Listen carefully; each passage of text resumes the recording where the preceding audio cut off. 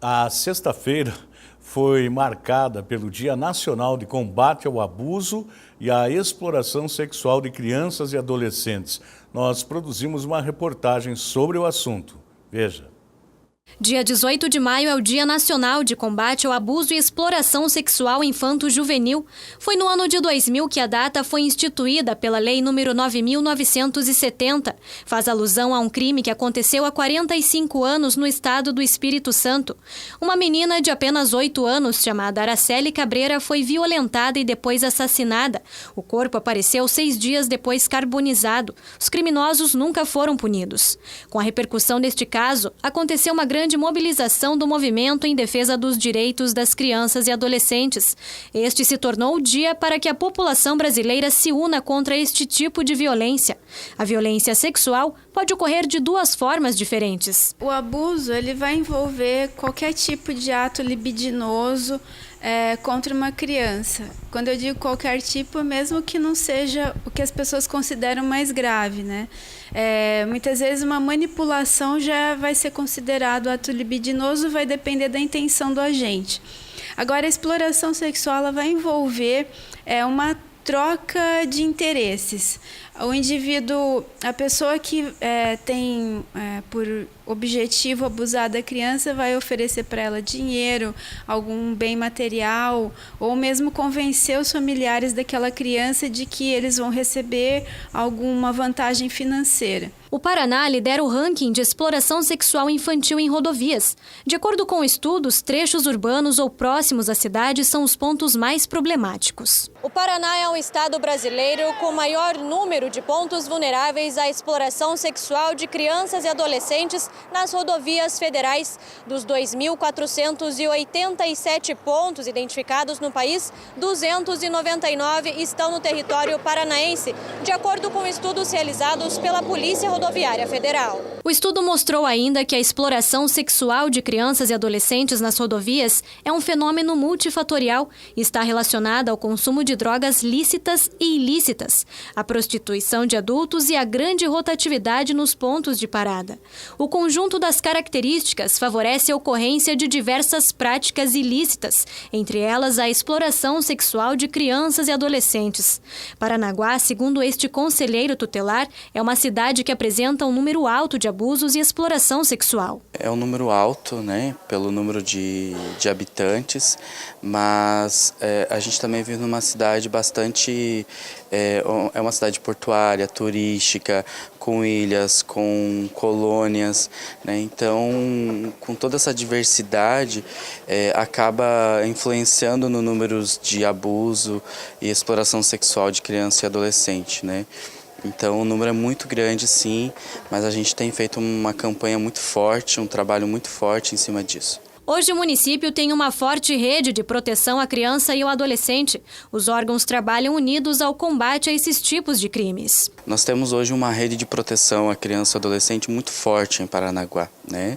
Nós temos o CRAS, nós temos o CREAS, CREAS, Centro de Referência Especializado em Assistência Social, o CRAS é o Centro de Referência em Assistência Social, o Conselho Tutelar, o NUCRIA, que é o Núcleo de Proteção à Criança e ao Adolescente, né? Todos esses órgãos, junto também com o Conselho Municipal dos Direitos da Criança e do Adolescente, entre outros órgãos da saúde, da educação, as escolas principalmente, todos juntos fazem um trabalho muito forte em defesa dos direitos da criança e do adolescente. Combater o abuso, a exploração sexual de crianças e adolescentes é dever de toda a sociedade. As leis são mecanismos que garantem essa proteção.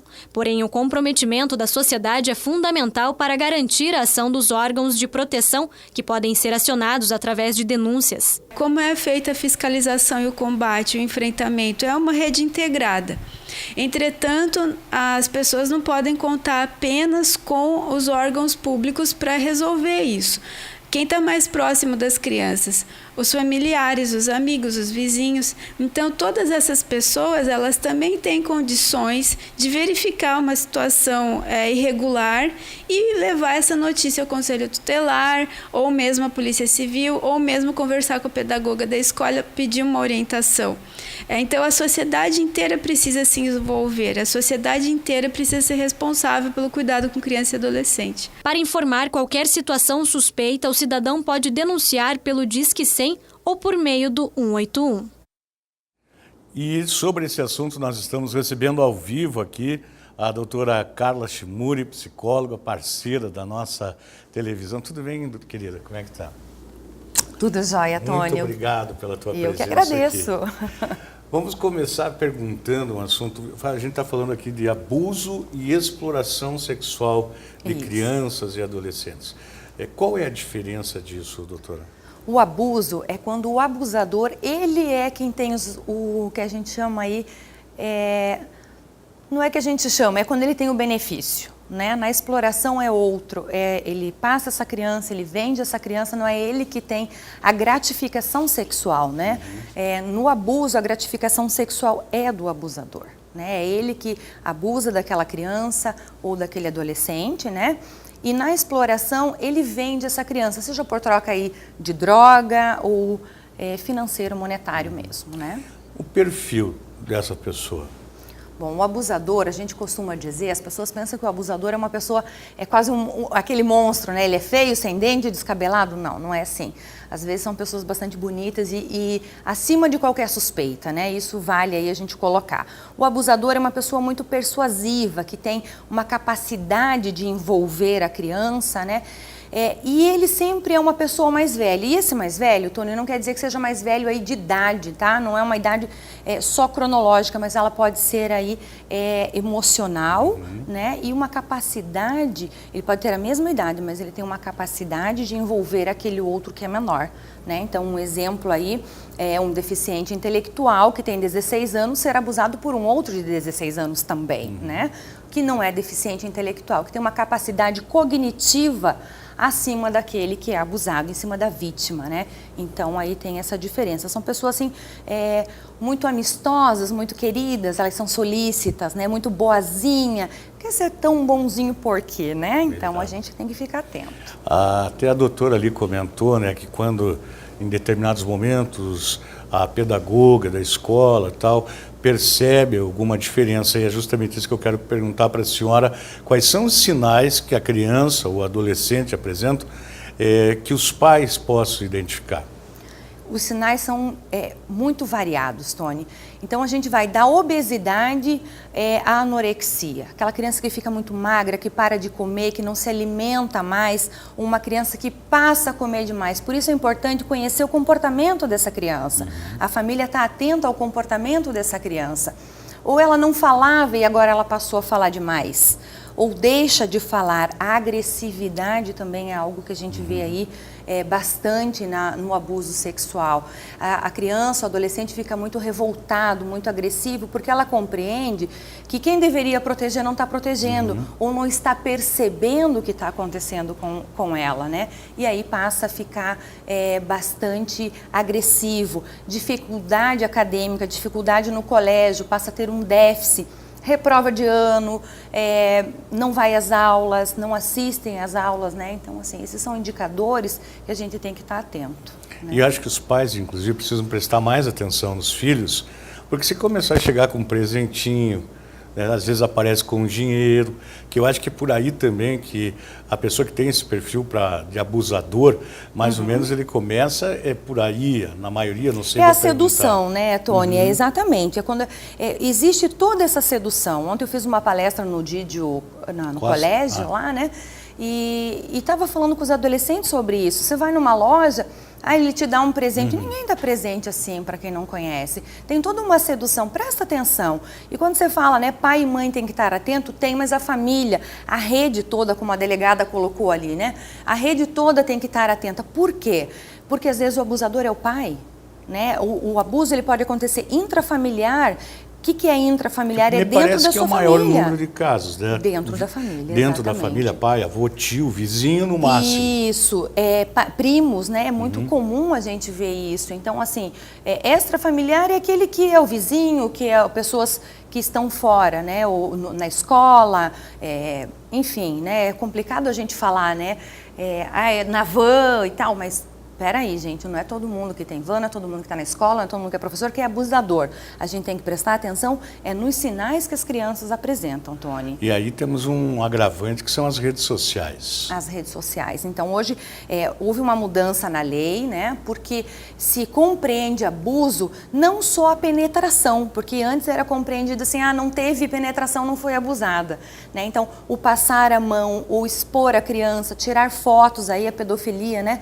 Fotos de crianças, e a gente está falando de crianças assim, 3, 4, 5 anos, né? Bebezinhos que são estuprados, então é muito grande. Ontem tivemos, se não me engano foi ontem ou ontem, né? Uma operação grande aí no Brasil. Isso, ontem. Inclusive um artista, né? Um humorista bem conhecido, acabou sendo flagrado.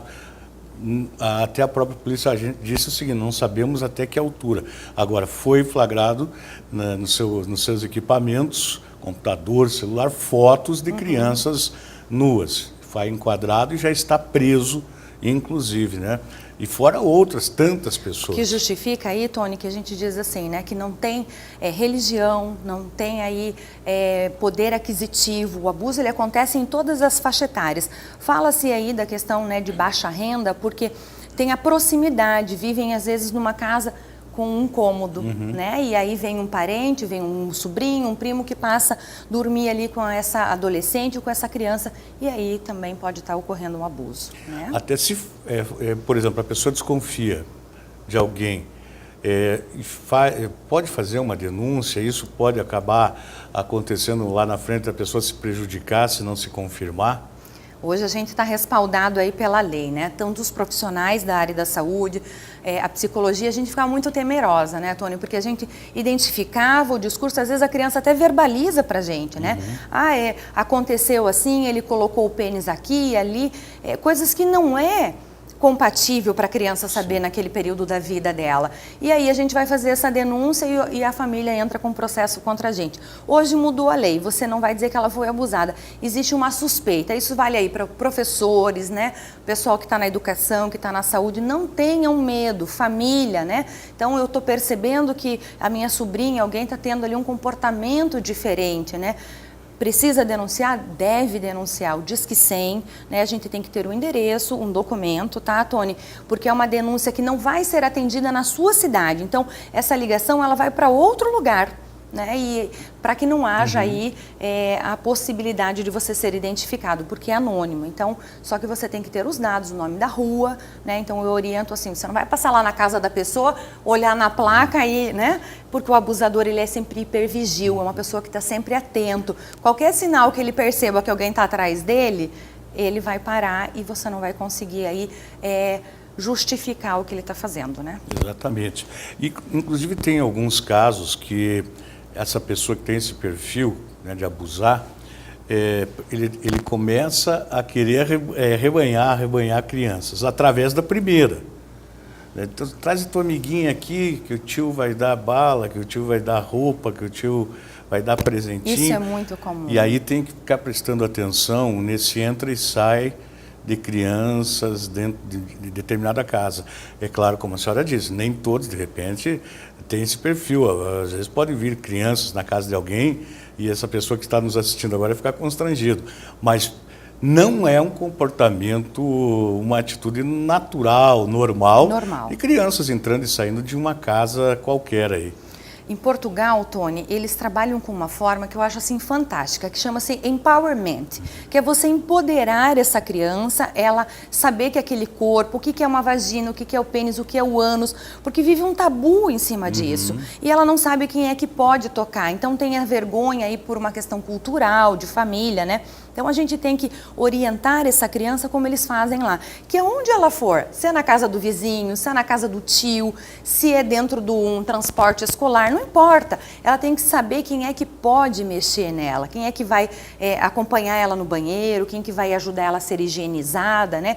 Isso é o empowerment que está faltando aqui no Brasil, né? A gente empoderar essas crianças. E só para a gente terminar aqui, eu acho que tem que quebrar de uma vez por todas essa barreira de que os pais não conversem sobre sexo com seus filhos.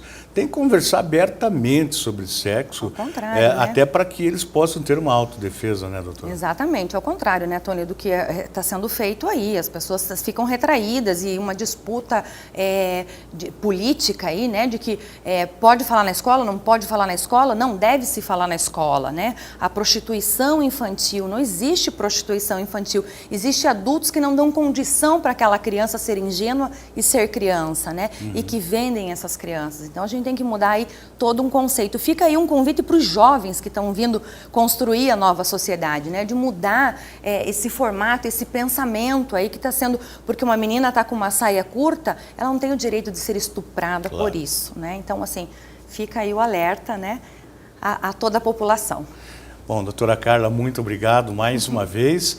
E a gente conta aqui sempre com a sua presença, com a sua participação, tá bom? Eu que agradeço. Você, Tônia, Camila, sempre solícitos, né?